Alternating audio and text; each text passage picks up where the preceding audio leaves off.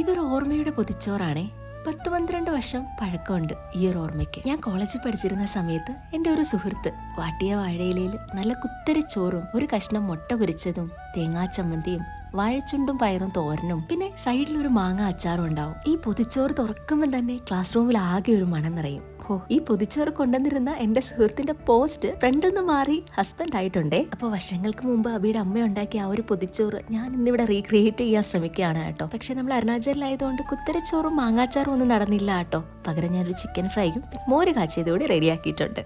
പിന്നെ ആളുടെ ഫേവറേറ്റ് ആയിട്ടുള്ള ഒരു പ്ലം കേക്ക് കൂടെ റെഡിയാക്കി. ഇതും ഇവിടെ വാങ്ങാൻ കിട്ടില്ല കേട്ടോ. ഡ്രൈ ഫ്രൂട്ട്സ് ഒന്നും നേരത്തെ സോക്ക് ചെയ്യാൻ വെക്കാത്തതുകൊണ്ട് ഞാൻ അല്പം ഷുഗർ കാരമലൈസ് ചെയ്ത് അതിലല്പം വെള്ളം ഒഴിച്ച് തിളപ്പിച്ച് അതിലിട്ട് ഈ ഡ്രൈ ഫ്രൂട്ട്സ് ഒന്ന് കുക്ക് ചെയ്തെടുക്കുകയാണ് കേട്ടോ ചെയ്തത്. ഇങ്ങനെ ചെയ്യുമ്പോൾ നമുക്ക് ഇൻസ്റ്റന്റ് ആയിട്ട് പ്ലം കേക്ക് റെഡിയാക്കി എടുക്കാം. ബാക്കി വന്ന കേക്ക് ബാറ്റർ കൊണ്ട് കുറച്ച് മഫിൻസും പിന്നെ ഒരു സേമിയ പായസം കൂടി ഉണ്ടാക്കി. ഈ ഫുഡ് കാണുമ്പോൾ ആളുടെ സന്തോഷം അത് കാണാൻ ഞാൻ വെയിറ്റിംഗ് ആണ് കേട്ടോ.